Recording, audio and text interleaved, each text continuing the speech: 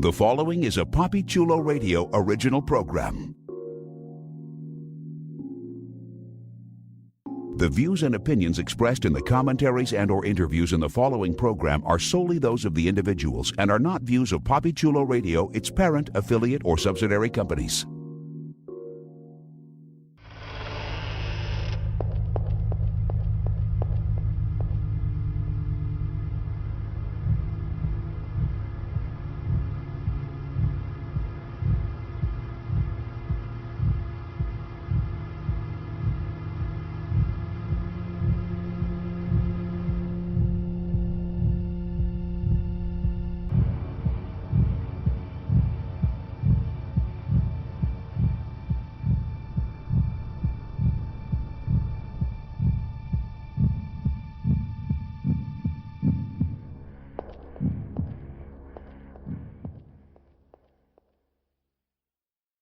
Welcome, foolish mortals, to Horror Hotel, a PapiChuloRadio.com original series, Papi Chulo Radio, Pop Culture on Demand.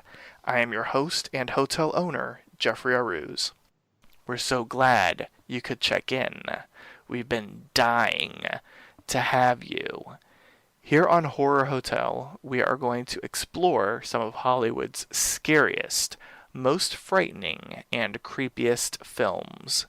Please welcome my co-hosts, Night Manager Legionnaire. My brother makes good head cheese. I will make a mental note of that. And Banquet Manager Ramon Marquise. That scared the crap out of me. Before we head on over to the ballroom, let's stop by the front desk where one of our bellhops has a few special announcements. Good evening. We thank you for your patronage. Please step all the way in, and make room for everyone. There's no turning back now.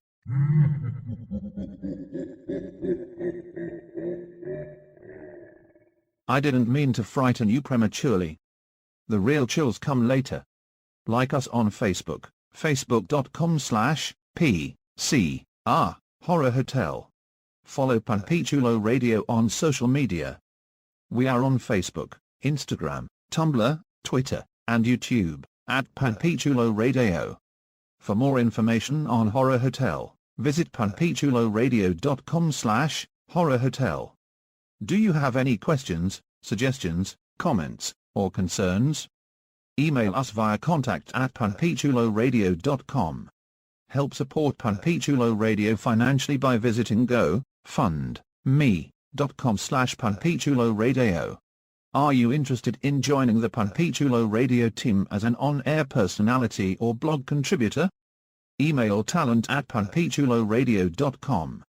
Binge listen to your favorite Papi Chulo Radio programs by visiting papichuloradio.com/archives. You can also download tonight's broadcast and the rest of the series through iTunes. Just search for Papi Chulo Radio's Horror Hotel, and subscribe. Now, grab some popcorn and some snacks. You may step into the ballroom. It's time for your feature presentation. Thank you.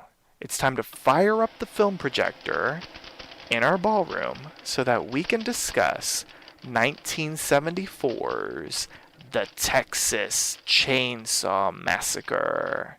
Here's the official synopsis of the film.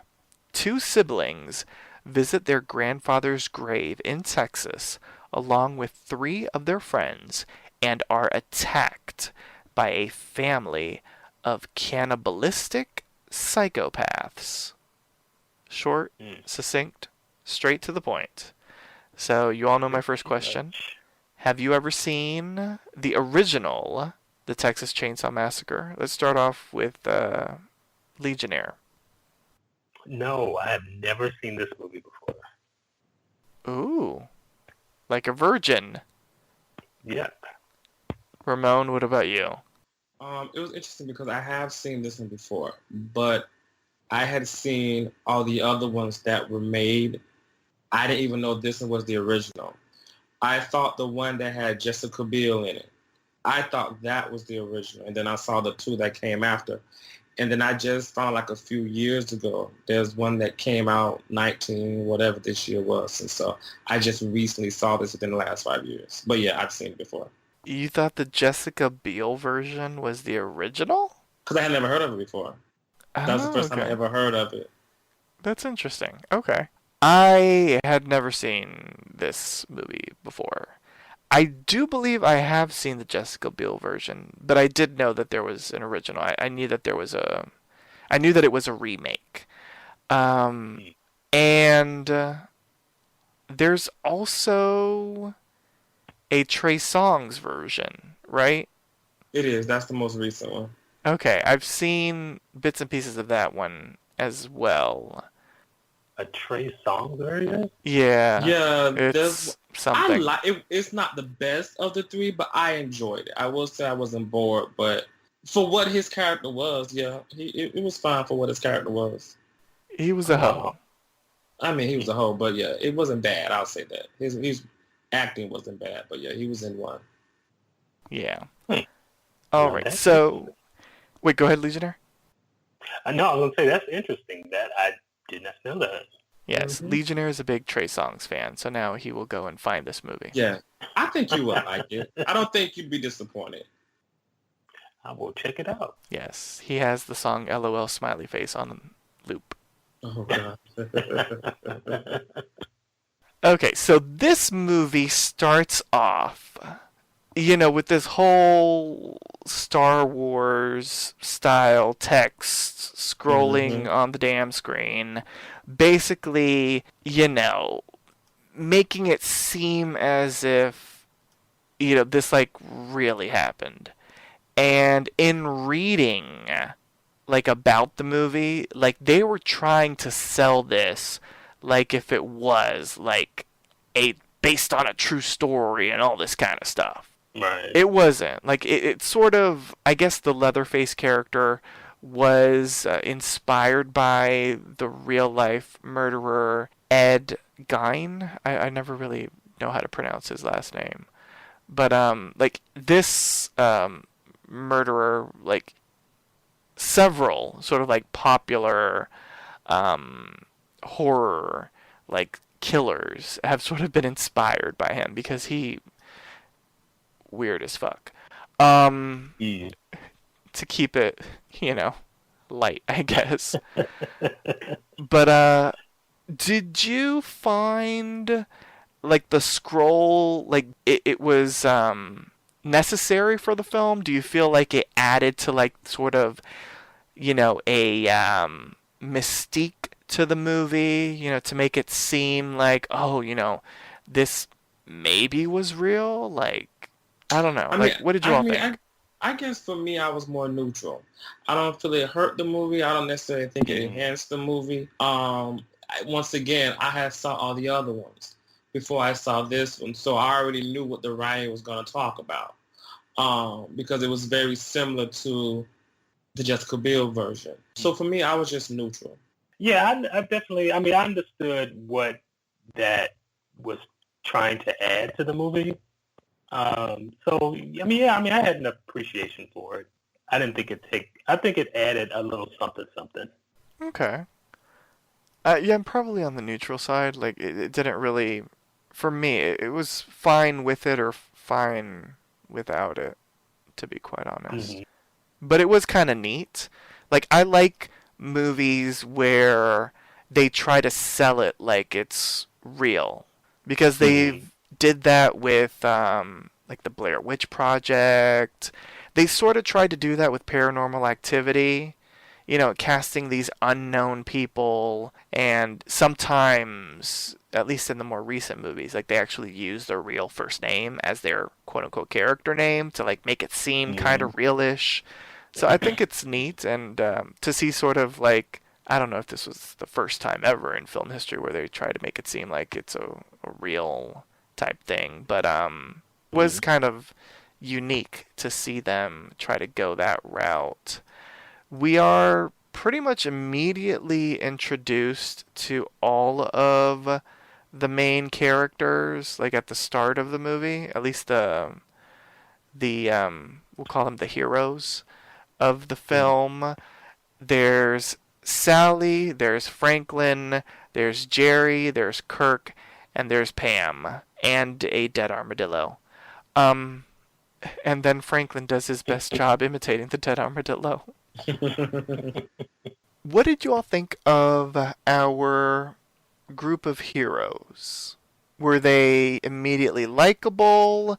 Were you annoyed with them? Like nowadays in films, like whenever they do like a horror movie that's kind of like this, where it's kind of like a group of big city people heading into a small town and then shit goes crazy and they all start dying. There's kind of like that mixture of like the archetypes, and some of the characters are immediately likable. They try to make like the hero or the heroine like really really likable and sympathetic, and then like they're kind of surrounded by jerks at times, where you're kind of like glad that they end up dying. So what did you think of this group?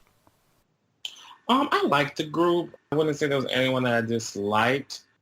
I guess it was so weird because and I keep going back to the other ones I saw first, the camaraderie amongst the friends, I thought was a little different in this movie. But nonetheless, I wasn't disappointed with it.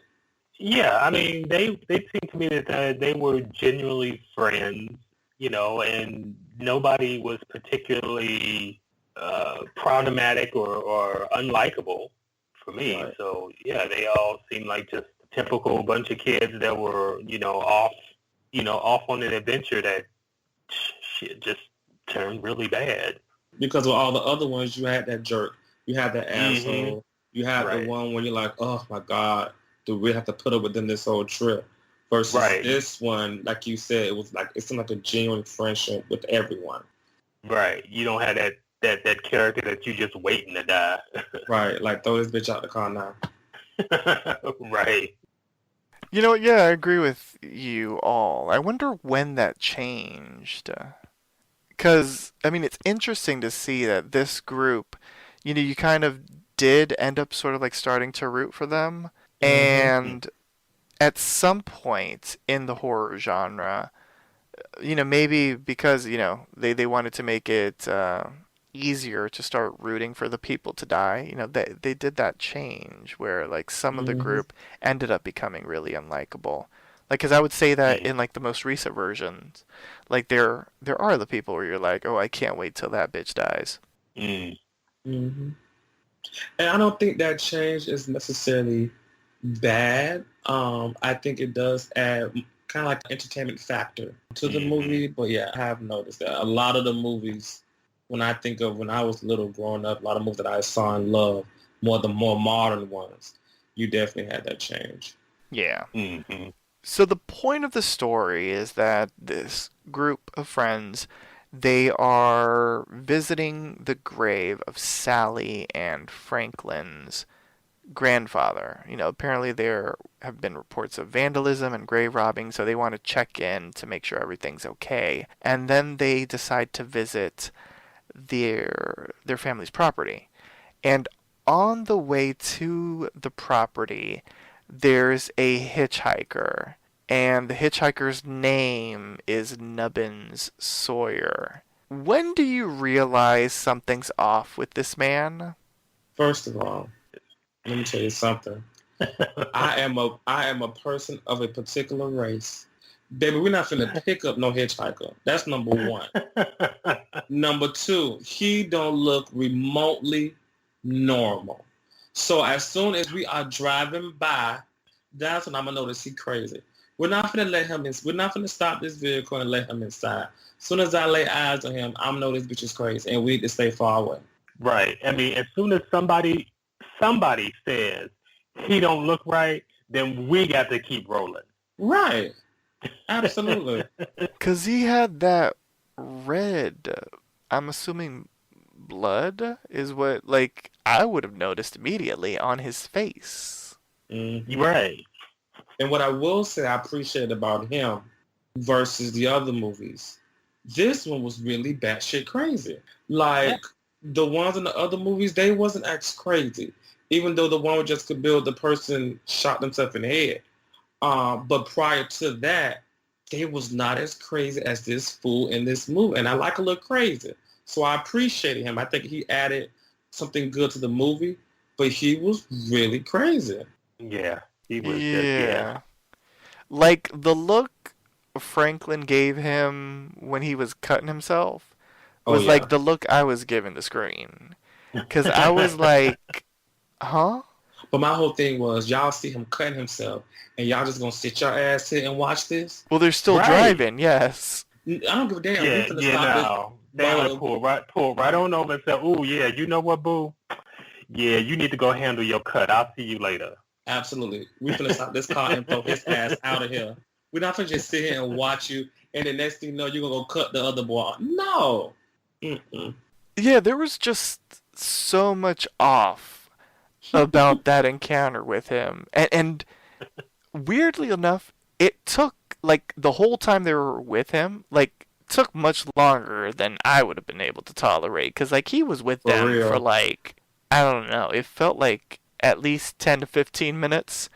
And, like, it was like him cutting himself, and they're kind of cool with it, even though they're kind of freaked out. And then he takes a picture of them, Right. and then he wants to charge them for it. Which I was like, really? And then it was like, okay, finally, like, he pulls out the razor blade and starts slicing and dicing Franklin, and then they're like, oh, okay, like, you done crossed the line now. And they kick his ass out with his little Stupid. potato sack. And then the way he carrying on when they kicked him out. Oh, yeah, no, this bitch is crazy. Oh, yes, Lord. No, he's got to go. Yeah, that was weird. And it took them a long ass time to get back on the road. Like, why is he able to chase y'all in, like, I don't know. That was like a lot for me. Right. That vehicle should have been moving a lot faster. Yeah. Well, I mean, you don't stop in the first place. Like, I agree with Ramon. Right. Mm-hmm. Because mind you now, this is not like we're downtown. It's not the city. This was out in the middle of nowhere. Right. So even if he looked normal, why is someone walking in the middle of nowhere? No, we finna keep going regardless. I'm right there. I wouldn't even stop if I saw a damn child, because that bitch could be possessed. Regan traumatized you. Listen. That's too much. So after a stop to get gas, and there wasn't any, so they couldn't gas up, so they continued on, and this is when it starts getting into like the typical horror movie like tropes. Because, like, you have a nice little scene of, like, let's go to the swimming hole, and, everything seems kind of cool and calm and nice. And that's when, shit's about to hit the fan. And then you have, the whole, like, trope of, like, they all split up. And then, there's this abandoned looking house that's nearby, and then they start investigating. Stupid. Yeah, and that's when people start dying. And that's why, like, you have this abandoned house, this house that looks every bit of deserted, whatever the hell you want to call it. You really finna go investigate. Right. See, when you don't mind your business, that's why these fools be down in the movie. Because I'm not walking by. Thank you. You don't mind your business. You don't mind your business. Right. Who does that? Who walks into somebody's house? I don't want you walking in my house. I ain't gonna walk into yours. Yeah, the walking into That someone's was house, crazy. I was like, how do you even decide to do that? Like, maybe I was just raised differently, but like, what's the rationale to walk into not even somebody's house, to walk onto somebody else's property? Well, because it's not even like you hear something suspicious. I mean, like, you're just, like, basically like, hey, Right. The door pops open, you decide you go stroll it. No. And who goes to their neighbor and you're like, can I have some gas? Like, people just have gas in their house like it's sugar. Right.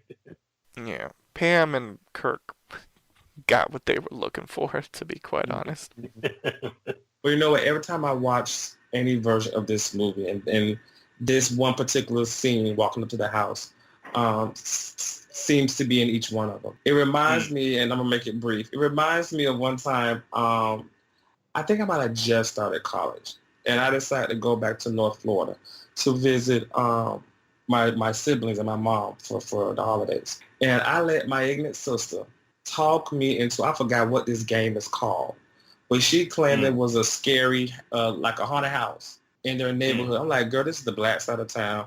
Ain't no haunted house. That's probably just some crackheads or some homeless people living in there, right? So my dumb Just a ass, crackhead that got a hold of the wrong stuff. listen, so my dumb ass decides, I'm finna go along with this foolishness. I want you to show me this house.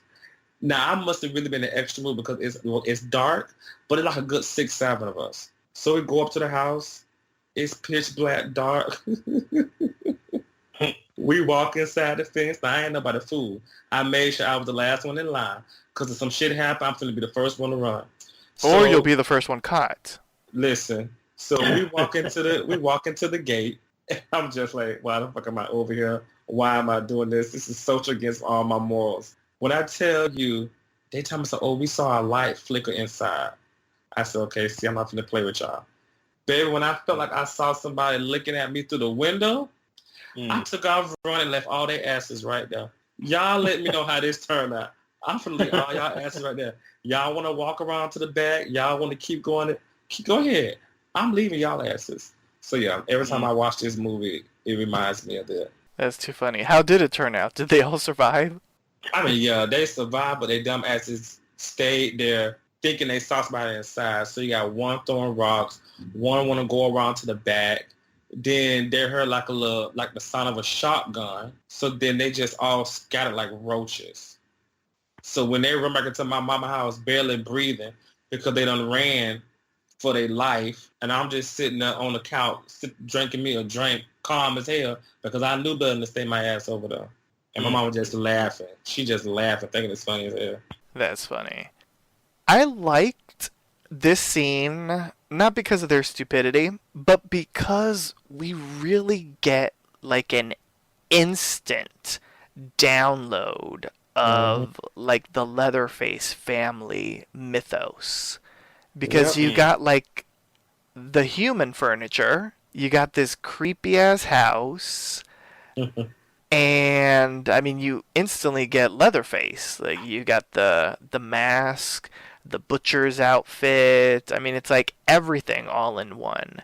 I will say I'll give a shout out to Ryan Murphy because Roanoke, that season of American Horror Story, like as I was watching the scene, I was like, oh, okay, like this is where they got their inspiration. And I didn't really put 2 and 2 together, even though I have seen bits and pieces of some of the more modern interpretations of this film. I saw bits and pieces of the Trey Songz one. I believe I saw the entire Jessica Biel one, but I still hadn't put 2 and 2 together. And so after watching this, I was like, oh, okay, this is where he got like the creepy neighbors in the Roanoke series. Okay. So that was kind of neat. So let's discuss Leatherface. A face only a mother could love. For real. If you were in Pam's situation, how would you have reacted to like all the human furniture? Ran my ass back out of them. Yeah, that always annoys me. The standing around, being upset and screaming. No, get the fuck up, get the fuck out. Right. Because you can be far away from there where you can process all the shit that you've seen and be upset. You can scream a block away. Right. But yeah. First on the list, get the fuck away from there. For real. Yeah. I think I instantly knew that they were going to experience something bad once I saw them like have the balls to like enter this house, basically. Right. Yes. Because, like, you don't do Yeah, that. Yeah, because once he wandered into the house, I was like, okay, nothing good is gonna come of that. Mhm. Mhm. You're not finna walk up in here and then walk out okay. Mm-mm. Yeah, because, I mean, even if it wasn't the home of a psychopath, I mean, that's like basic breaking and entering, to be quite honest. Right, Pretty exactly. much. Pretty much. And at the end of the day, you're on somebody else's property, so whatever happens, you deserved it. Right. Well, there you go. So, later on, Jerry ends up looking for Pam and Kirk, and he ends up finding their blanket, right, like outside, like nearby the house. Yeah, it was hanging on the banister. Yeah, and On the porch. so he decides to investigate. It's like everybody's freaking Jessica Fletcher, and Right. he ends up finding Pam inside of a freezer, and she's still alive. But before he could do anything, bam! Right. He get busted upside the head with a hammer. Leatherface loves him some hammers. I'm just saying. For real. Yeah, and then Pam gets tossed back into the freezer. Yeah. Let's talk about Leatherface as a villain, because I felt that, like, the way he would capture his prey, basically, it was very realistic. Like, when he grabbed Pam and, like, basically, like, carried her into the house as she's, like, flailing, like, kicking and screaming. Like, I just thought, I was like, damn, this shit does look real. Yeah. She sold it. She definitely sold it, and Leatherface sold it. So yeah, I agree. Yeah, and like when she was on the hook, like she was doing the most at selling exactly what was going on. Yeah. It was good. What did you all think of the close-ups of Leatherface? Like when we saw him close up and we saw the teeth and. Have mercy. Mm. That's actually the only one where they show the teeth like that. So I thought that was a good touch.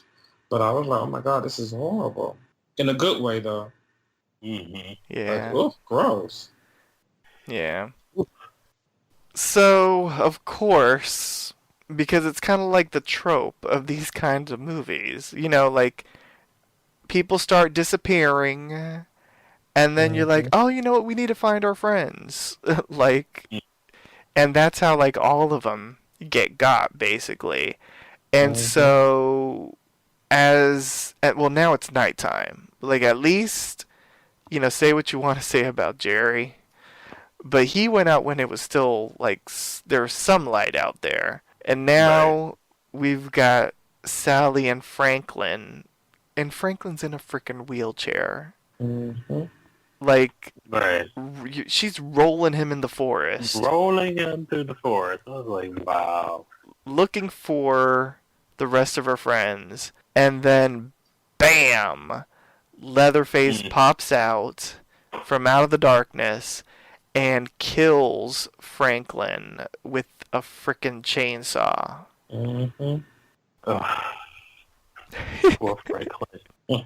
Well, he never stood a chance. No. Well, ever since we saw how easy he could just get sliced. Right. Exactly.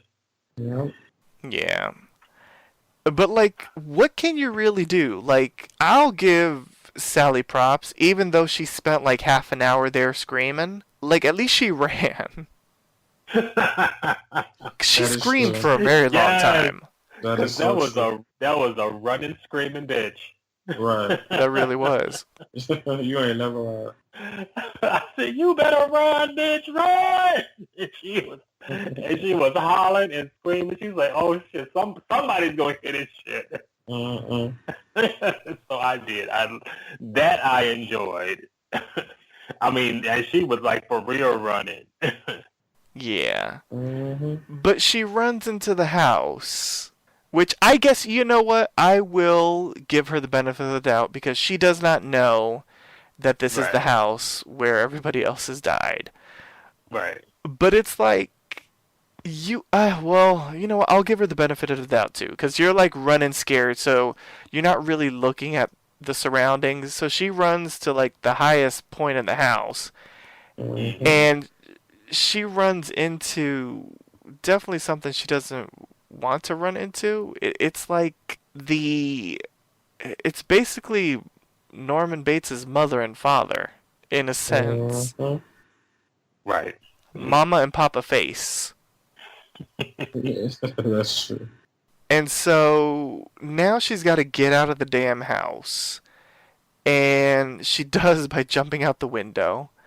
Because you know what? When your adrenaline is pumping, like, who gives a shit? To be quite Right. honest. Right. She was like, she said, I got to get the fuck out.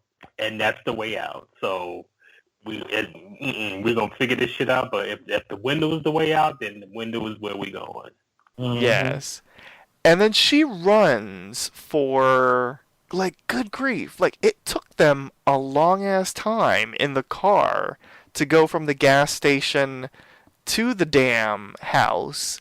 And she runs all the way to the damn gas station. Mm-hmm. Right. Like, that's impressive.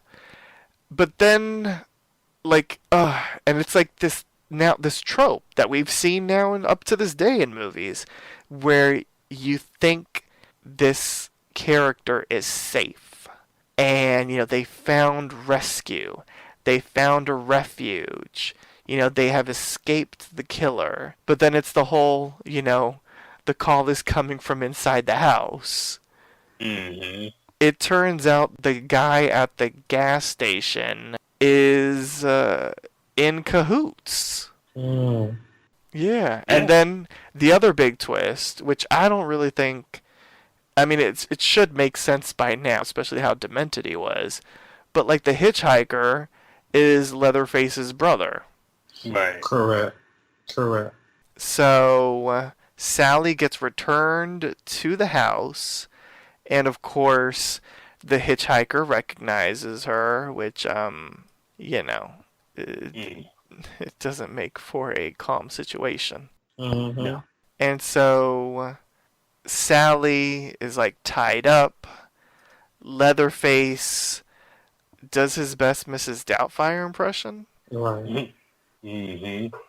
He yeah. Maybe he thinks he's in Hairspray and he's Edna Oh, Turnblad. Oh, he could think that. Who knows? Yeah. That was interesting. What was the drag about?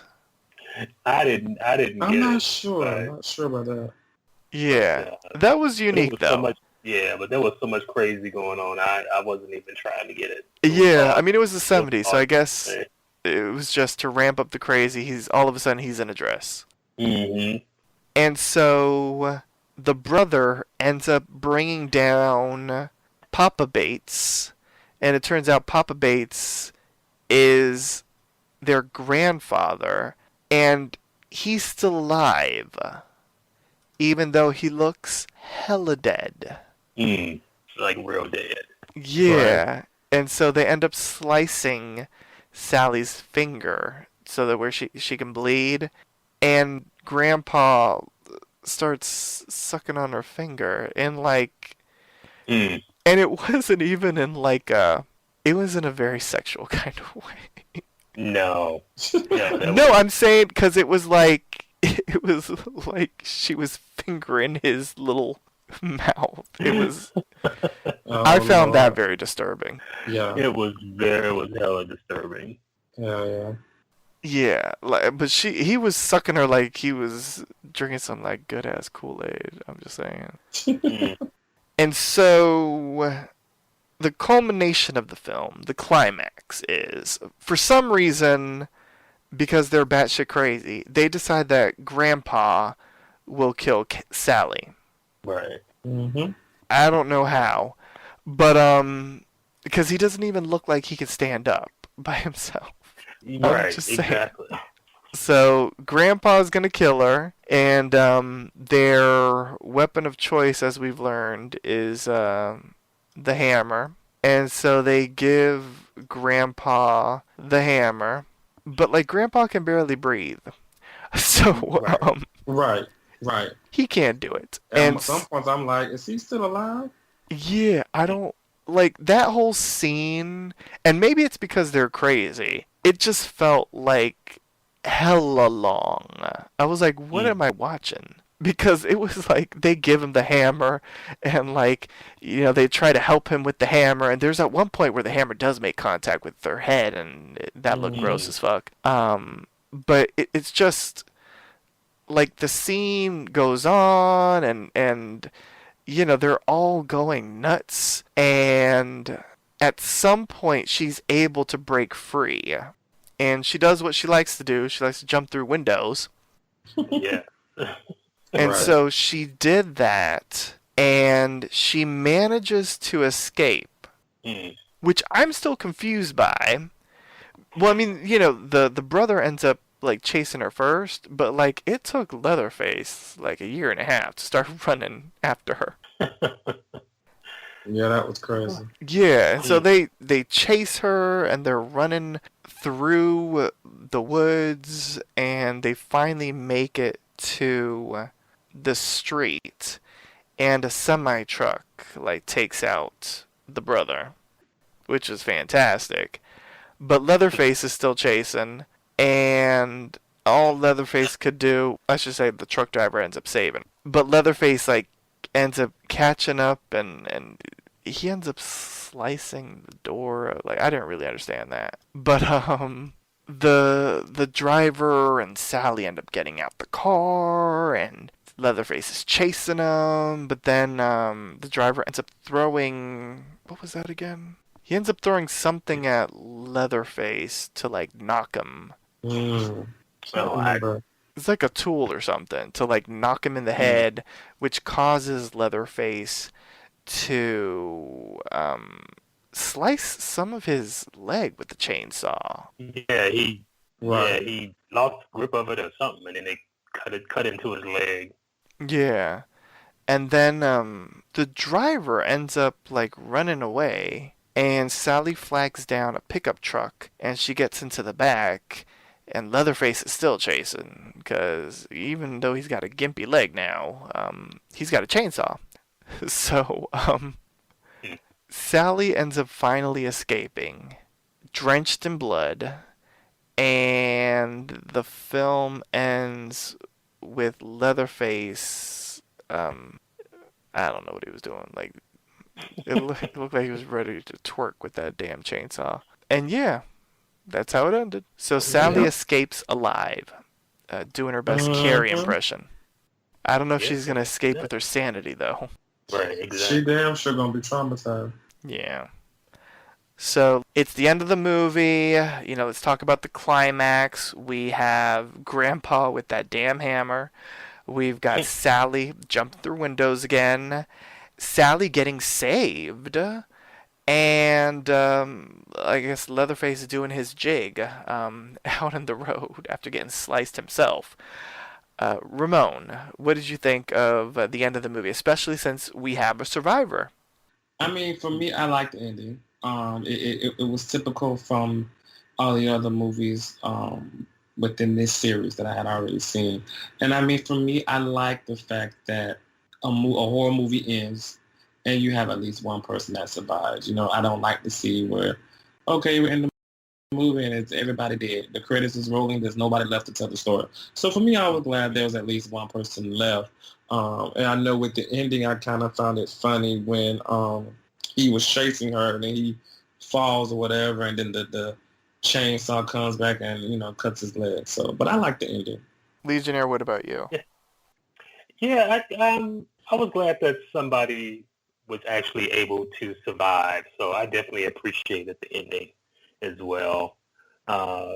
Even though she ended up bloodied and battered, she still got away. I mean, I don't know what the rest of her life is going to be like living down this trauma, but she is alive, at least for the moment. Yeah, I mean, let's be honest. Like, she's gonna have some, like, severe psychological trauma after this. Yeah, Yeah, yeah. she's gonna have a few issues. She needs some meds. Yeah, she's gonna have to sell that damn house. Mm, Yeah, something like that. I will echo the fact that she survived. I mean, that was kind of nice. Mm. It was, and I'm glad that someone survived, and that she was also really likable, and she like fought to survive. Like, I hate movies where like the character that tried the least survives. So at least like she gave us a reason for like us rooting for her to live, because she fought her ass. Like, Mhm. who the fuck jumps through windows? Like, Right. you know? And twice.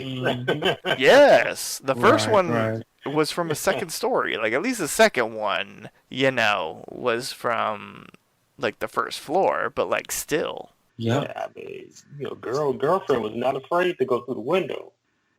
A getaway is a getaway. I love that death of the brother. Like, good grief. I mean, that crap looked painful. Mm-hmm. Oh. Yeah, not only hit by the truck, but ran over. Right. Yeah. Like, bigly. That's too much. Too much. And oh so good. So let's check in on this film and let's see if the Texas Chainsaw Massacre original edition has collected any awards. And it has. It won the Critics Award at the 1976 Ovariaz Fantastic Film Festival. And in the present day, a couple years ago, it was nominated for a Saturn Award. Basically, those awards are for DVD releases of like genre type of titles.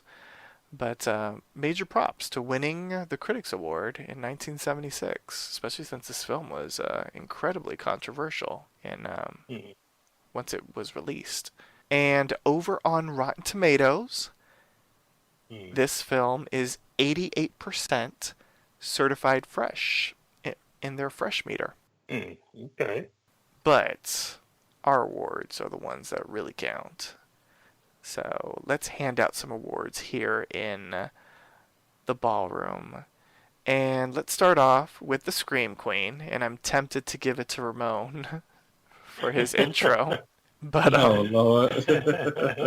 I think this is an obvious choice because she spent like about half the movie screaming.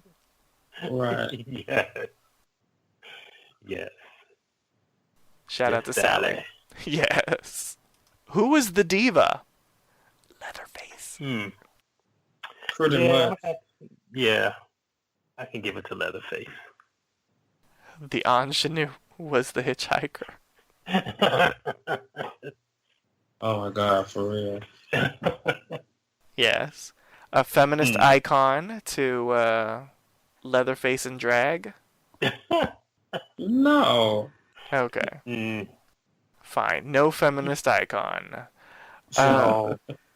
What about the barf bag moment? I vote when she got hooked, when Pam got hooked. Yeah, that did it for me. Oh, yeah. Yeah, that was the one. I guess because well, for me, it could be the teeth. Oh, the teeth were gross, too. The close-up of the teeth. Yeah, that was kind of bad, too. Yeah. Nasty. What was the kill of the night? I like when they hung the chick. The kill? Well, I would say the kill of the night was when the truck ran over the brother. Oh, yeah, that's a good one. Okay. I can co-sign that one. What about the moment that made you gag? For me, it would be the teeth. Yeah. Yeah, I'll go with the teeth. For me, it was when that crazy ass hitchhiker was in the car doing all that bull crap. Oh yeah, that was a lot. He was doing the most, as the kids would say. What about the WTF am I watching moment? I would say when Grandpa with the hammer. That's a good one. Hmm. But I feel my mind still goes back to that damn hitchhiker. Hmm. Yeah, that moment was. Yeah, that was nuts. What was the scariest moment? I got scared every time, each time that Leatherface would snatch somebody into the back or wherever and then slam that door. That just creeped me out and scared me every time that happened. That moment was just scary. I can't think of one. I'm trying to think for me what it would be. Because I would call, I don't know, because I think scary and creepy are different. Because we have the creepiest moment. For me, the creepiest moment would be when he snatched Pam and like watching her like writhe in his arms. Mm-hmm. As far as scary, I guess if I was in Sally's shoes, the moment when she sees Grandpa and Grandma, Mama, whoever the fuck that was with them, like that would have been like, crap, I should not be here, so I need to get the fuck out. Exactly. Yeah.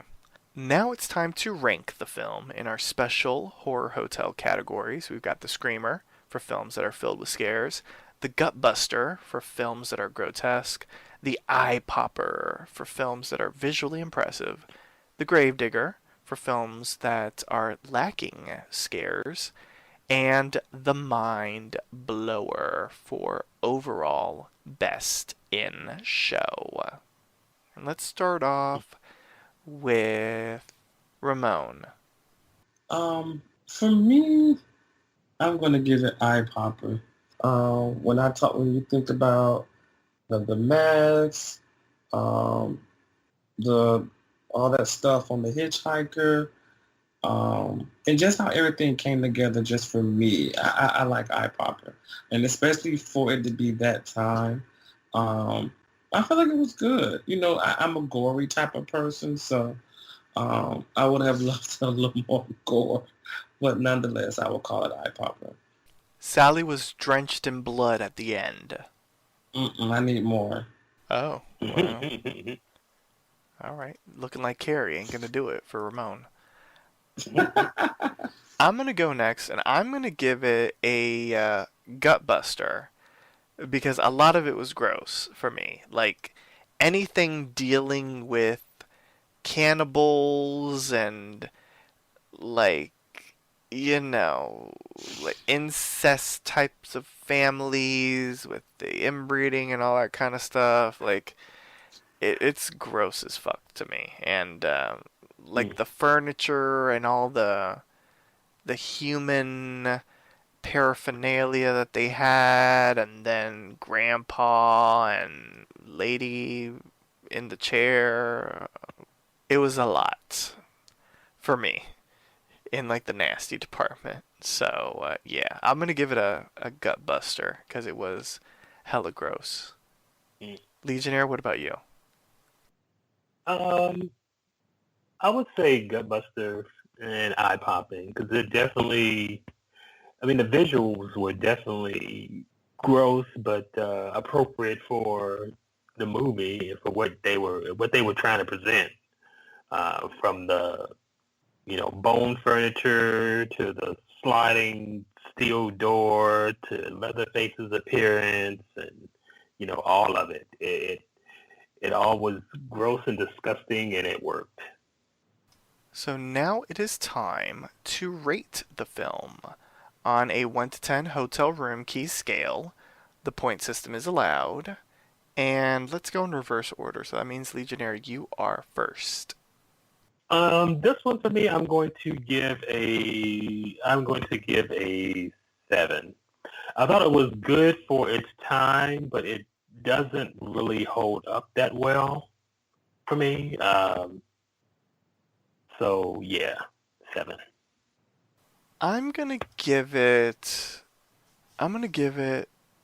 7.5.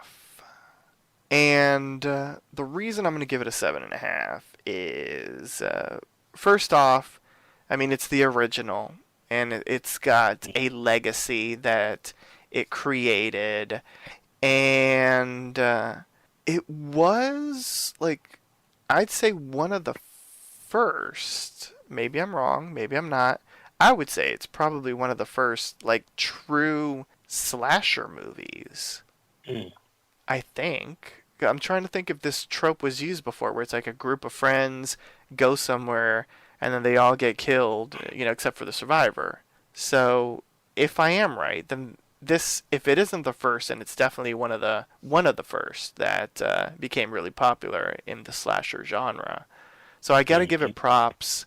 Personally, I don't find films like this really scary. As a kid, I did, but growing up, I'm more like freaked out of like the unknown. So like the supernatural type of stuff is the thing that would like make me, I guess, want to sleep with a nightlight on.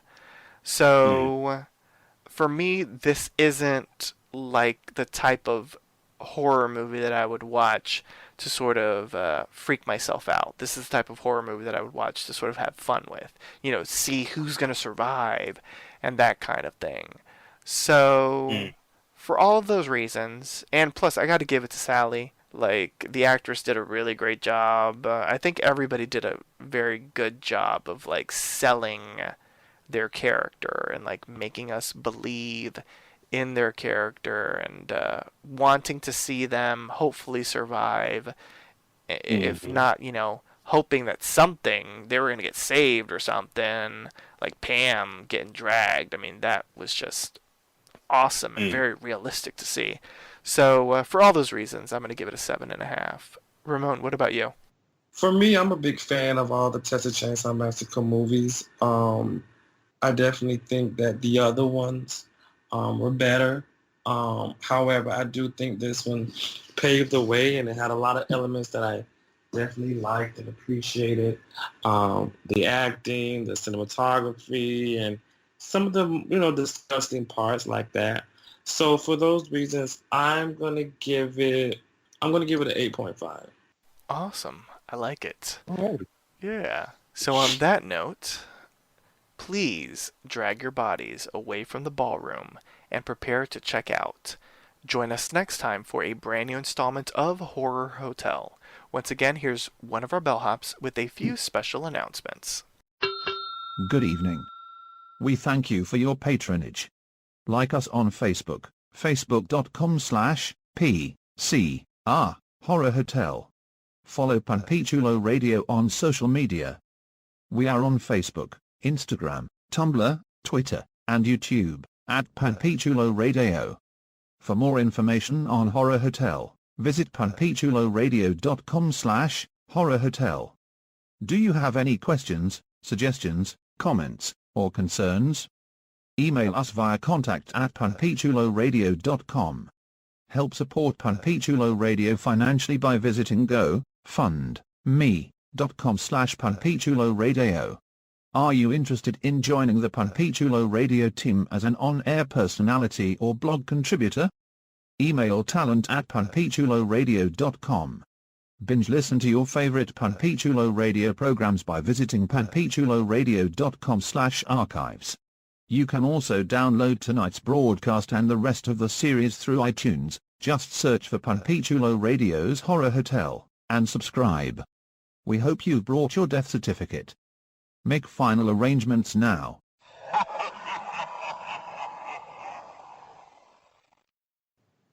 Thank you, my fellow Horror Hotel team. Please wish our hotel guests and listeners a good night. Good night, listeners. Stay safe out there. All righty, get out. Time to go. Thanks for tuning in. You may have checked into the Horror Hotel, but who says you're allowed to check out? Good night.